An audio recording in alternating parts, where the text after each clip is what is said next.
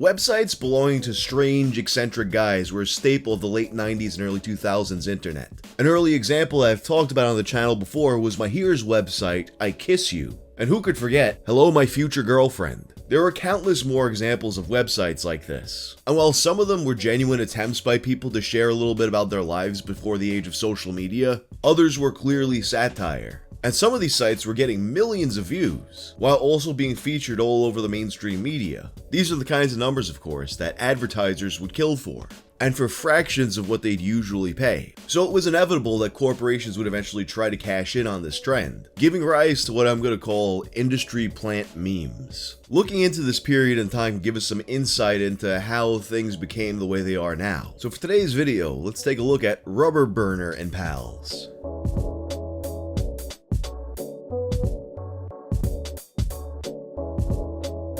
This video is sponsored by Aura. One of the funniest things that I ever came across online was this bot-generated website that was a biography for me. Specifically, I remember that it said in complete seriousness that I went to school at Bovine University, which of course is a Simpsons reference that I had on an old profile. But a lot of times, the results of data brokers ain't as amusing. Take for example this report that shows all the information that a data broker had and was distributing about a regular person. In addition to their name and address, you had phone numbers, possible emails, relatives, and possible associates. And that's just the tip of the iceberg of what data brokers store about you. It's a stalker's dream. And these companies make money hand over fist selling your information and putting you at risk, all while putting in no effort to stop scammers, spammers, and stalkers. You have a right to have your info removed from these services, but they make it as difficult as possible. And that's where Aura comes in. Aura automatically removes your info from these sites and makes sure that you stay off of them. And while there's a lot of companies that offer the same service, none of them offer as many features as Aura does for the same price. Features including alerts if your personal info is found on the dark web, 24/7 monitoring to keep your identity secure, a secure VPN, and US-based tech support around the clock. And trust me, this is something where if you gotta make a phone call, you wanna be talking to a real person. And if anything does happen, Aura includes $5 million in identity theft insurance. Don't leave yourself vulnerable. Try Aura for 14 days at aura.com/wang. In those 2 weeks, Aura will get to work scrubbing your personal info off all these data broker sites. Once again, that's aura.com/wang. Industry plant is a term that gets thrown around a lot now. Usually used in the context of music, it refers to an artist who has given off the appearance of having had an organic rise from humble beginnings, but in fact was actually created by and heavily pushed by corporate interests. This same term can also easily be applied to a lot of what you see online. Mahir was a regular guy from Turkey who became a global sensation overnight because of a funny webpage in 1999. But like a lot of early internet celebrities, he never really got a chance to capitalize on his sudden fame. Perhaps if the right management team got to him quickly enough, today he'd be co-hosting a podcast with the Hawk Tuah girl. But these kinds of things are easier to manage if they're built from the ground up. This brings us to the website rubberburner.com. Created in late 1999, this page belonged to a self-described handsome race car driver named Curry. Armed with long bleach blonde hair and a cookie duster mustache, Curry was a 6'1", 23-year-old race car driver who lived life the way he wanted to. And here are 5 things that he said contributed to his happiness. Number 1, I do what I want. Number 2, I've got an attractive body and haircut. Number 3, I understand psychology on different levels. Number 4, I am tender. Number 5, I am only emotionally attached to myself. He also spoke a bit about his personality. Bald, handsome, confident, and good-looking are the words that immediately come to my mind when I try to describe my personality. On second thought, other words that come up are gorgeous, sexy, and brave. You might think that I am being unrealistic, but there are no real negatives that occur in my mind immediately. If you want me to say something negative about my personality, I'll have to think very, very much, which is positive. Curry clearly was a very confident guy, believing he could win you over just by sitting around and having coffee together. He also emphasized the importance of having an impeccable appearance. Imagine that you're going to a party that starts at 8 o'clock. You show up on time, but your pants have dirt all over them. Your t-shirt has old tomato sauce stains on it, perhaps also an old dried up piece of spaghetti. Fuck you, Luigi. Your hair is oily and full of dandruff, and you haven't brushed your teeth for days. See? Get it? Even though you are being good by showing up on time, no one is going to want to talk to you. And not only that, you'll also generate a long-lasting negative impression on people, which is really bad. So why even make a website like this? In his words, like I wrote at the beginning of this site, I am interested in defying perceptual contradictions. Yes, I am a race car driver, but I am also a clean, sexy, and stylish guy. Most people think car guys always have dirt underneath their nails, and some do, but even nail dirt could look appropriate with a tuxedo. If you wear it the right way. It's doing it the wrong way that upsets me, like going to an Italian beach/pasta party with so-called British blur haircut and tight jeans. What the hell is a blur haircut? Oh yeah, that does suck. Duh. If I have time in the future, I am planning to write a dictionary on this subject. Thanks. Shortly after it's put up, rubberburner.com and Curry start getting mainstream attention. Okay, so he's a race car driver. His hair is terracotta, not just brown, it's terracotta. Okay. He's a Sagittarius, and look where it says sex. Yes. Wow.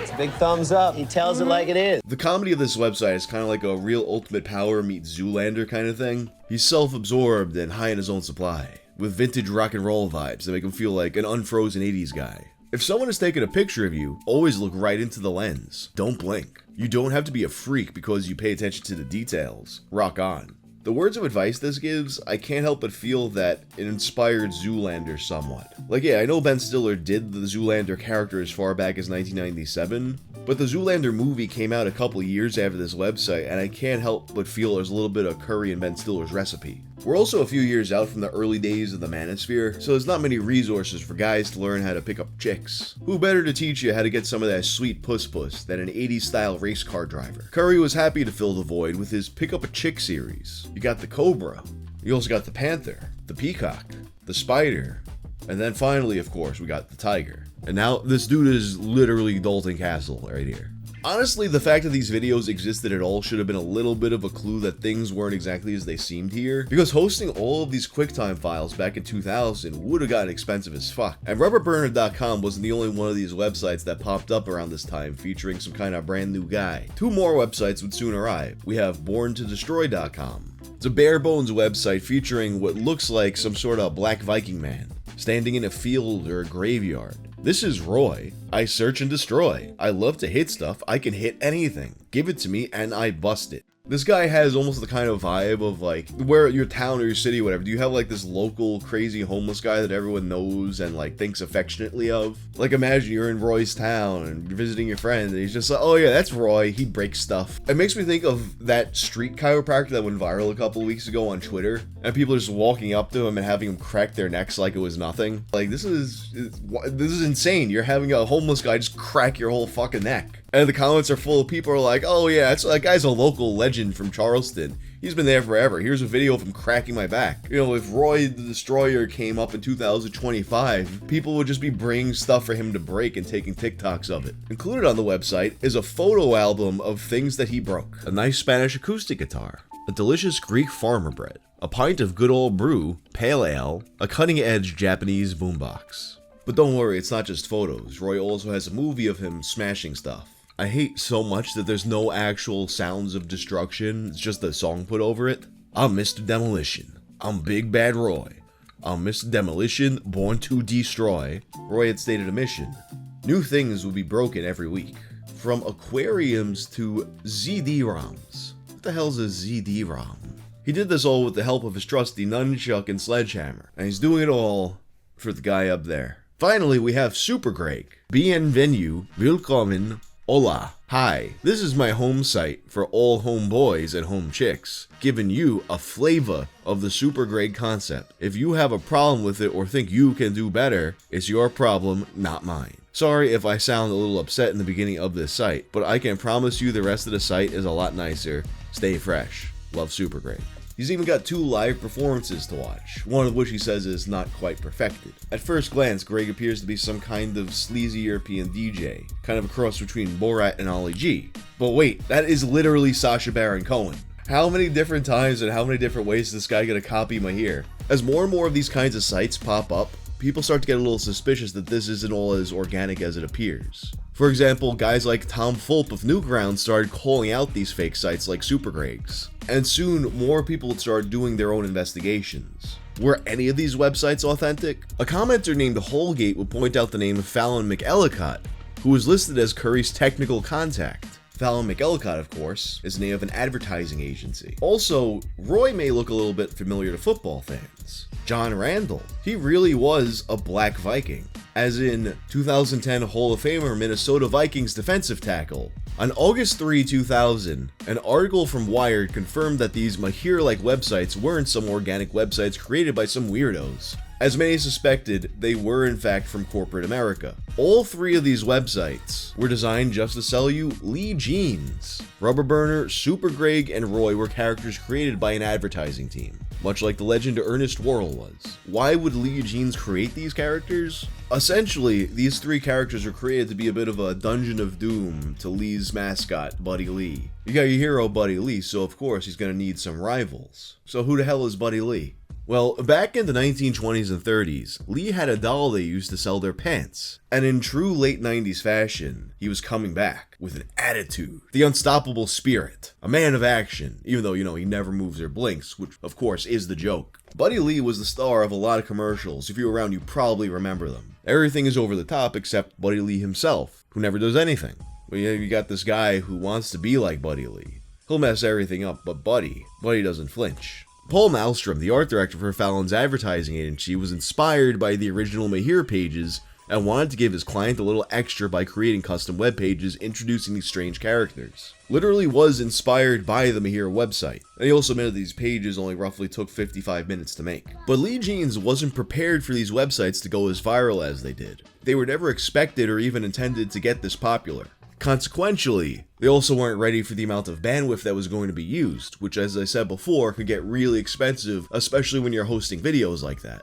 Of course, the internet being the way it is, even after being exposed as a fake website, the links to all of them kept getting passed around as if they were legitimate. As far back as 2000, advertising agencies were trying to come up with ways to use this internet thing, create what they call the media virus. Like how they built a pipe for the Blair Witch Project, or faked an underground buzz for Christina Aguilera's debut album. Then you gotta figure out the right formula though, because if people realize that they've been duped, they might get a bit resentful. Kathy Collins, the vice president of marketing at Lee, said, "This segment is already overexposed to advertising, and we knew we'd have to do something to get their attention. These ads were designed to get, quote, cynical video game playing teen boys to care about Lee Jeans." Lee Jeans were going full media blitz to appeal to teenage boys, which I guess makes sense on some level. I mean, now we're in the age of Jenkos and kickwear and whatnot. Edgy new approaches to denim. And then for people into more classic styles, Levi's was the brand that had the cultural capital at that time. So they were going to make commercials that felt like a video game from the 80s. These characters would now be seen on national commercials. They would even have radio spots produced for them by the people behind the Jerky Boys. The commercials would start off like a one-on-one competition. Curry is going to outrace Buddy Lee. I don't think so. Buddy Lee wins and he gets the girl, which means you gotta buy his pants. Roy is going to smash Buddy Lee, even hitting the Karate Kid crane pose. But I better buy those pants. Then Buddy Lee has a DJ battle with Super Greg. But of course, Buddy Lee is the one who wins, so you must buy these pants. After the campaign ran its course, all of these websites would redirect to the Lee website. So you have to ask, did this actually work? According to Lee, sales doubled. No one is going to be able to launch a campaign now on without the net being a vital part of the launch. Honestly, although this kind of advertising can be seen as a bad thing due to, like a little bit of deception going on, I actually prefer it to a lot of the kind of marketing we see now. You know the stuff I'm talking about, where like a brand sees a meme going around, so they try to take part in the meme and ruin it. Like these websites, although they're, they're kind of derivative, they're still their own unique pieces that clearly manage to stand on their own. A far cry from brands just regurgitating memes, doing clapbacks. So all the slack-jawed yokels you went to high school with can laugh and clap like a bunch of seals. Bro, you gotta check this out, bro. Wendy said fuck. Oh, to be fair, I have been noticing that a lot of brands have been moving away from this trend, which I've been waiting 10 years for this to go away, so I'm kind of happy about that. But yeah, to keep the record straight, I prefer brands deceiving us with fake websites to brands just doing memes. Of course, with advertisers moving away from one shitty tactic, that means that they've got to have something much worse in store for us. But until that happens, it's all for now. If you like this video, turn on notifications and check out my video about the icy hot stuntas. I'm out.